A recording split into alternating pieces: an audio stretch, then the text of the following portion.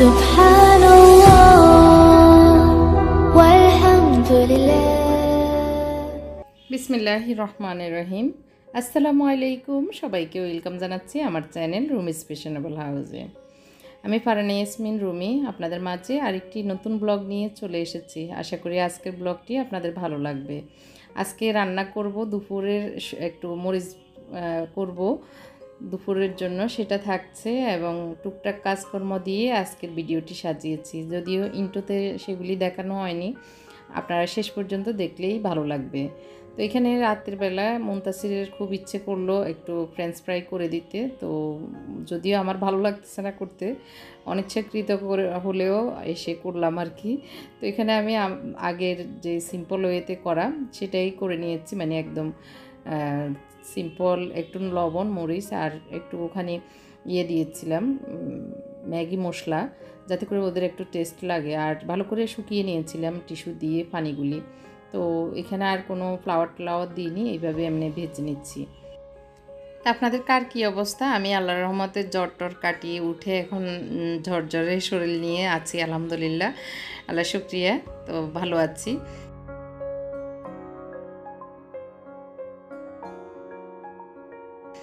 তো এই তো একটু একটু করে লাল লাল হয়ে আসছে, যেগুলি মোটামুটি লাল হয়ে গিয়েছে সেগুলি নামিয়ে নিচ্ছি। এগুলি যে অনেক বেশি মচমচে তা না, ঠান্ডা হতে হতে কিন্তু মচমচেটা কমে যায়। তো ওদেরকে বলতেছি গরম গরম খেয়ে নিতে, গরম গরম আবার মচমচে থাকে ভালোই। আমি একটু টিস্যু দিয়ে নিচ্ছি যাতে করে এগুলি চুষে নেই তেলগুলি, এর জন্য। আর এই এয়ার ফ্রায়ার বাস্কেটটা রাউন্ডটা অল্প কিছু আছে আর স্কোয়ারটা শেষ। আপনাদের যাদের এই এয়ার ফ্রায়ারটা পছন্দ বা নেওয়ার ইচ্ছা আছে, ঝটপট অর্ডার করে ফেলবেন আমার ফেসবুক পেজে, অথবা আমি ডিসক্রিপশনে দিয়ে দিব আমার লিঙ্কগুলি আর কি পেজের, অথবা আমার নাম্বারও দেওয়া থাকবে ডেসক্রিপশনে, সেই নাম্বারে হোয়াটসঅ্যাপ ইমো আছে, ওখানে অর্ডার করতে পারেন। তো এখন রাউন্ডটাই আছে, অর্ডার করলে ঝটপট করবেন, এই রিকোয়েস্ট রইল আর কি। শেষ হয়ে গেলে আবার আপনারাই বলবেন যে আপু আমি নিতে পারিনি, এই আর কি। তো এই তো আমি একটু সস দিয়ে দিয়েছি আর ওরা একটু গরম গরম খেয়ে নিচ্ছে। রাতের ওদের হালকা পাতলার নাস্তা এটাই ছিল। আমি মুনতাসির বললো সসের জন্য একটা বাটি নিয়ে আসতে, বাটি দিয়ে দিচ্ছি। আর রান্নাঘরে একটু টুকটাক গুছানো বাকি আছে, টেবিলটাও একটু গুছাতে হবে, তো এগুলি একটু করে নিচ্ছি। আর আমার হাজব্যান্ড তো সাহেব আবার মাগরিবের নামাজ পড়ে আসার সময় দুধ আর কিছু টুকটাক বাজার নিয়ে এসেছে, যেগুলি প্রয়োজন, তো সেগুলি গুছিয়ে নিচ্ছি। আর এখানে 1 লিটার দুধ, আমি মিল্ক ফ্যানটা হচ্ছে হাফ লিটারের যেটা, ওইটাতে হাফ লিটার নিয়ে নিয়েছি। নেওয়ার পরেও কিন্তু অনেকটাই ফাঁকা ছিল। এখানে দুপুরে ইলিশ মাছ রান্না করেছিলাম, তো সেটা একটু গরম করে নিচ্ছি, আমরা একটু খাবার খেয়ে নিব। তো এখানে একটু সাগু রান্না করছি দুধ দিয়ে। আমাদের পেটটা একটু ভালো যাচ্ছে না, এর জন্য উনি বলল যে একটু সাগু রান্না করো। তো আমি একটু দুধ দিয়েই রান্না করছি। আসলে সাগু রান্না তো খুবই ইজি, নিয়ে একটু ভালো করে ফুটে ওঠার পরে দিব, চিনি দিব, একটু লবণ আর একটা তেজপাতা দিয়ে রান্না করব। এটা গতকালকে যে রান্না করেছিলাম ফায়ারটা, সেটার একটা রয়ে গিয়েছে, সেটা এখন খাওয়া হবে না, আমি বক্সে রেখে দিব। তো এখানে আর একটু জোশ হওয়ার জন্য পানি দিয়ে দিচ্ছি, তো কমে অল্প একটু হয়ে যাবে। আর এখানে মুনতাসিরকে ডেকে ওকে বললাম যে তুমি এটা নাড়তে থাকো, না হয় নিচে লেগে যাবে। সাহেব বলল খিদা লেগেছে, তো ওনাকে সহ আমি আর উনি খেয়ে নিব। দুধটাও বসিয়ে দিয়েছি, দুটোটাই মুনতাসির দেখবে আর ওই দিক দিয়ে পানি পুরাবে পানির বোতলে। এই 2-3টা কাজ ওকে দিয়ে আমরা টেবিলে চলে এসেছি। রাইস কুকারে দুপুরে রান্না করেছিলাম, ভাত খাওয়া হয়নি। আর আম্মা বাবারা মানে বাসা থেকে ভাইয়ের বউ রান্না করে দুপুরে পাঠিয়েছিল, ওইটাই ছিল রাতে, দুপুরের খাবারগুলোই ছিল, ওগুলি সহ খেয়ে নিয়েছি। এখন রান্নাঘরের যে টুকটাক গুছানোর কাজ আছে সেগুলি করে নিচ্ছি খাবারের পরে আর কি। তো মদিনা আসলে আমি অনেকবারই ওকে রাখতে চাইনি, কিন্তু ও আবার এসে ধরে টরে মানে থেকেছিল। কিন্তু এই মাসে ও 11 দিন আসেনি, যার কারণে আজকেও আসেনি, গতকালকেও আসেনি, আজকেও আসেনি। এর জন্য রাগ করে আজকে বিকেলে ফোন করে বলেছি তুই আর আসা লাগবে না, আমি আর রাখবো না।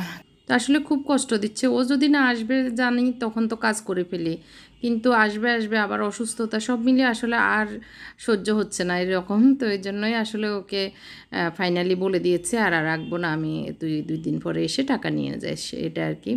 তো এখনও ওকে আর বাদ দিয়ে দিয়েছি। আসলে এরকম করলে আর সহ্য হয় না কাজের লোকদের এরকম ব্যবহার। এখন জ্বরও কিছুটা কমে গিয়েছে, এই জন্য একটু একটু করে ঘর সংসারের কাজকর্ম করা এগুলি শুরু করেছি আর কি।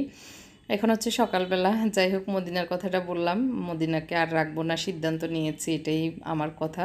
অনেকে আপনারা বলেছেন যে মদিনাকে বাদ দিতে, যেহেতু এত খুয়ায়, এত আসে না এই আর কি। তো তারপরে ও এসে যখন ধরে আবার রাখি, আবার কাজও ওর ভালো ছিল, সব মিলিয়ে আর কি। দেখলাম যে আসলে ও আমার সরলতার সুযোগ নেই, ও সবসময় আসবে আসবে বলে, কিন্তু ঠিকই সে 8 থেকে 10 দিন আসেই না প্রতি মাসে। তো আমাকে তো ফুল টাকা পে করতেই হয়, কারণ আমরা যারা যেখানে জব করি না কেন সেটা মানে কোনো তো ছুটি পাওয়াই যায় না, আবার ছুটি কাটলেও অনেক সময় অনেক কোম্পানি বেতন কেটে নেয়, তো আমরা তো সেটা করি না, ওদের টাকাটা ঠিকই দিয়ে দিই। তো যাই হোক, আরেকজন রাখবো এটা আর কি। টেবিলটা গুছিয়ে নিয়েছি, সকালের নাস্তা করা হয়নি আজকে। এই তো এখন আর নাস্তা করতে মানে তৈরি করতে ইচ্ছে করছে না। মোত্তাকিকে বললাম, মোত্তাকির আজকে আবার পরীক্ষা নাই, ওকে বললাম যে একটু পরোটা নিয়ে আসতে দোকান থেকে। তো পেঁপেটা ফেকে গিয়েছে, আর নাইটে আমার হাজব্যান্ড আবার চিটং গিয়েছে না রাত্রে আর কি। তো এর জন্য এখন উনিও নাই, তো ভাবলাম যে আর বেশি ঝামেলার কিছু নেই, ও পরোটা নিয়ে আসুক, রুটি পরোটা যেটাই হোক আনলে ওইটাই খাওয়া হবে আমাদের মা ছেলের 3 জনের। আর পেঁপেটা নরম হয়ে গেছে, যার কারণে ভাবলাম যেটা কুটে নিই, ওরাও একটু খাবে আর আমারও খাওয়া হবে। তো এই তো আজকে রান্না করব ভাবতেছি, একটু মরিচ করব, কারণ জ্বর থেকে উঠলে কোনো কিছুই খেতে ইচ্ছে করে না, আর একটু ঝাল কিছু খেতে ইচ্ছে করছে। তো এই জন্যই জ্বরের ভিতরে আবার ফোন করে তামান্নাকে, আমার ভাইয়ের বউকে বলেছি আর কি, একটু ঝাল কিছু রান্না করে দিতে আমার জন্য, মরিচ টরিচ করে। তো ওরা ওইটাই করেছে, বা অনেক খাবারও পাঠিয়েছে 2 দিন পর্যন্ত, যার কারণে আমার অনেকটাই স্বস্তি মিলেছে মদিনা না আসার কারণেও, না আসার পরিপ্রেক্ষিতে আর কি। আর এখন একটু নিজেও ভাবতেছি একটু করি। তো যদিও আমার হাজব্যান্ডও একটু মরিচ টরিচ পছন্দ করে, আজকে নাই, তারপরও দেখি এই আর কি। এর জন্য মাছ ভিজিয়েছি, আর ওদের জন্য মাছ দিয়ে আলু দিয়ে একটু ঝোল করে নিব। তো পেঁপেটা একটু টেবিলে রেখে আসি, আর এর ভিতরে মোত্তাকিও চলে আসতেছে আশা করি। আর এটা হচ্ছে ওই যে তামান্না পাঠিয়েছিল ছড়া মরিচ, এগুলো একসাথে একটু একটু ছিল, একসাথে জাল দিয়ে নিয়েছি। তো এখন পরোটা দিয়ে খেতে আমার মনে হচ্ছে ভালো লাগবে, এর জন্য আমি আমার জন্য একটু নিয়ে নিচ্ছি, শুটকি ছাড়া আর কি, এমনি মাছের মরিচ।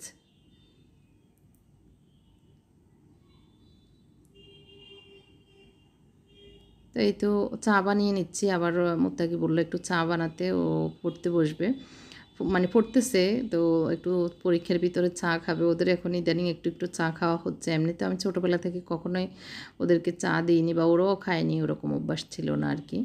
তো এখন একটু একটু খাবে, তো মুনতাসিরও বলতেছে একটু খাবে, তো আমি এই 1 কাপকে 3 জনের জন্য একটু একটু করে ভাগ করে নিয়েছি এই যে। তো এই তো চাটা করে নিয়েছি, এর ভিতরে মোত্তাকিও চলে এসেছে টেবিলে, এই যে ও বের করছে। তো আমরা এই তো মা ছেলে আজকে সকালের নাস্তাটা এটাই ছিল।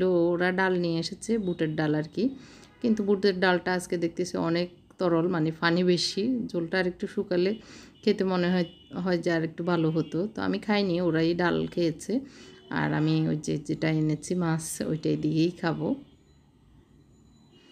তো রুটি পরোটা দুইটাই এনেছে আর কি, আর ও দুজনেই মানে আমি একটা খাবো রুটি, আর ওরা ভাগ করে 2টা করে খাবে। মুনতাসিরের আবার স্কুল আছে, ও স্কুলে যাবে, এই জন্য ও খেয়ে রেডি হবে, আর সিটি পরীক্ষা আছে, এর জন্য প্রস্তুতি নেবে। তা আমি রুটিটাই নিয়েছি, পরোটা ওরা খাবে। তো খাবার শেষে একটু পেঁপেটাও খেয়ে নিচ্ছি, মিষ্টি ছিল, পেঁপেটা ভালোই ছিল।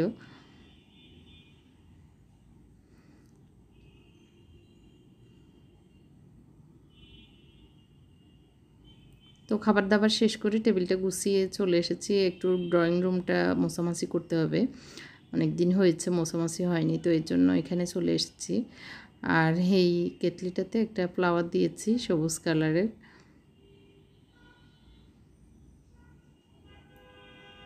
তো তো ভালোই লাগছিল।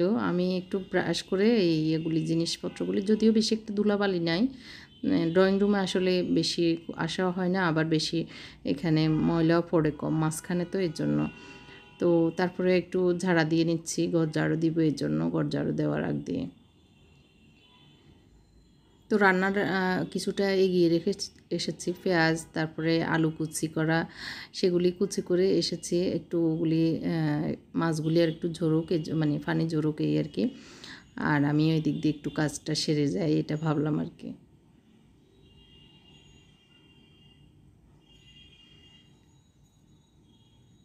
তো এই ব্রাশটা দিয়ে দূর থেকেও মোছামাছি করা যায় উপরে টুপরে।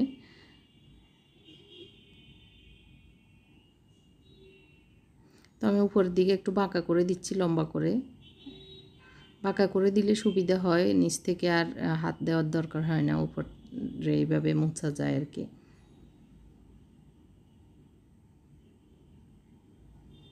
তো এখানে বেশিরভাগই কোরআন হাদিসের বই। তো আর এই ঝাড়ুটা দিয়ে আমি শুধু ওয়াল টোয়ালে এই যে জিনিসপত্রে মোছামাছি করি এর জন্য।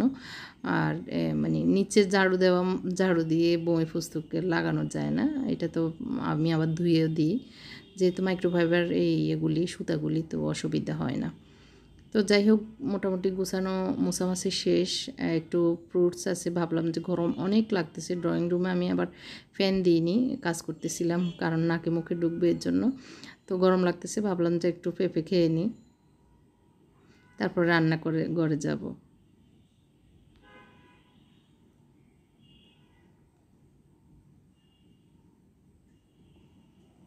তো এখানে আমি এই যে আলু কুচি করে একসাথে মাছও কুচি করে নিয়েছি। একটু মরিচ করব বললাম না, যে মরিচ, তো এই জন্যই পেঁয়াজ দিয়ে দিচ্ছি, টমেটো, কাঁচামরিচ, এগুলি সব যা যা আসলে মরিচের দিই সবই দিয়ে দিচ্ছি আর কি। আর এদিক দিয়ে মাছ ভাজি বসিয়েছিলাম, আর একটা আলু দিয়েছি। মুনতাসিরের একটু একটু আলু খাওয়া শিখেছে, মাছে গোশতে, আগে এগুলি খেত না। তো এভাবে একটু ফ্রেঞ্চ ফ্রাইয়ের মতো করে দিলে ও খাবে, এর জন্য ওর জন্যই দিয়েছি। তো একটু উল্টিয়ে পাল্টিয়ে ভেজে নিচ্ছি মাছ ভাজির সাথে আলু ভাজিগুলিও। আর সাইডে আমি একটু পেঁয়াজ ভেজে নিচ্ছি, পেঁয়াজ টেয়াজ একসাথে, যেহেতু মাছ ভাজিটা হয়ে গিয়েছে, যা যা হলুদ মরিচ বেসিক যে মশলাগুলি সেগুলি দিয়ে দিয়েছি, দিয়ে ভালো করে একটু ভেজে নিচ্ছি।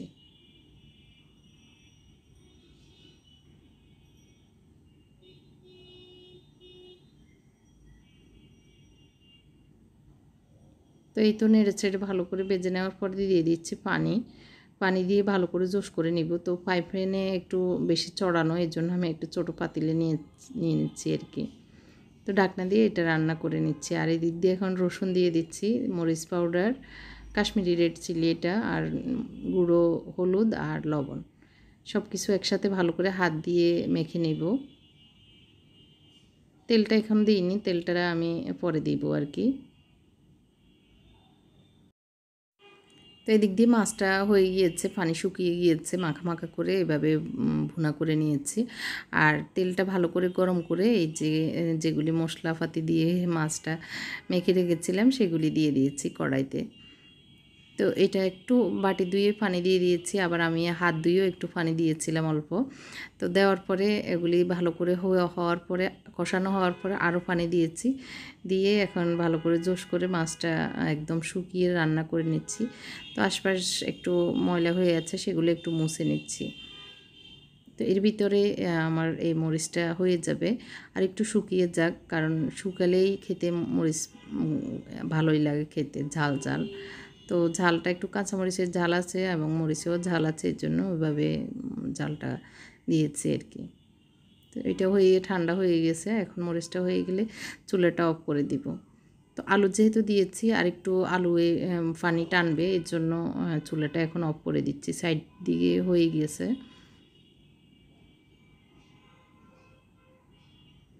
এটা আমি ধুয়েছি এই সেসনে, মানে এটাকে কী যেন বলে ভুলে গেছি। তো এটার ভিতরে পানি আমি একটু চুলার পাশে রেখেছি, ভালো করে শুকিয়ে যাক, না হয় কালো হয়ে যাচ্ছে। হচ্ছে ছাদে আমার দুইটা বালিশ ছাদে রোদে দিয়েছি, তো ছাদ থেকে আনার জন্য সিঁড়ি দিয়ে যাই।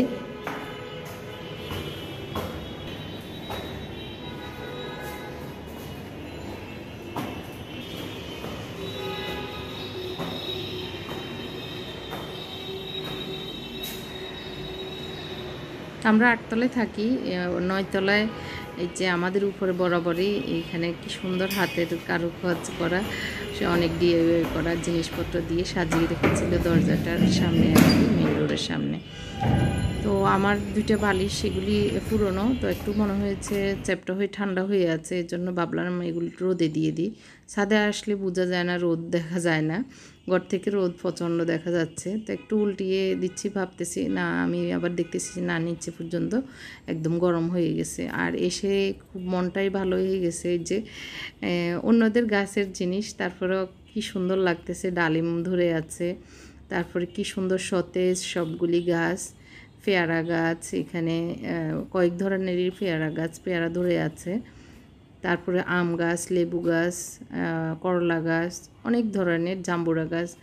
তো খুব সুন্দর করে পরিষ্কার পরিচ্ছন্ন করে এই বিল্ডিংয়ের যারা থাকেন সবাই লাগান আর কি, যারা ফ্ল্যাট মালিক। আমরা তো যেহেতু ভাড়াটিয়া, আমরা আর আসিও না, লাগাইও না, এই আর কি। অনেক সুন্দর অপরাজিতা ফুল ফুটে আছে, কাকরোল গাছে, কাকরোল যদিও নাই, সুন্দর করে মাছা টাছা দিয়েছে। আর হচ্ছে এটাও ডালিম গাছ, ভিতরে লেবু গাছে লেবু ধরে আছে, ভালো লাগে। এই বিল্ডিংয়ে সবাই গাছগাছালি লাগায়, ভালোই। এখানে আম গাছ, অনেকগুলো ডালিম ধরে আছে ওখানে, এই যে করলা গাছ এখানেও লাগাইতেছে। তো এদিকে ওই যে জাম্বুরা ধরে আছে, এদিকে একজনের হয়তো এটা ঘেরাও করা। আমার এখানে একটা ইয়ে ছিল, কাঠ গোলাপ, এইটা টপটাতে না, ওই টপটাতে প্লাস্টিকের, কিন্তু এটা নষ্ট হয়ে গেছে মনে হয়, ফেলে দিছে। এটা মনে হয় তেজপাতা গাছ, তেজপাতা, তেজপাতা গাছ কি সুন্দর, আমি একটা লাগাবো।